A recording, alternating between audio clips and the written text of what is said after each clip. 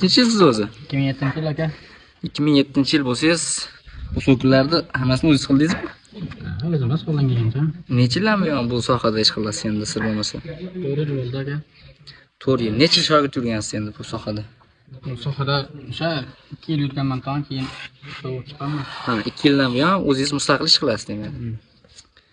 Bu xizmatlar narxi qanaqa bo'lyapti endi sizga buni? Xizmatlar shu 11 dollarga 2 dollar.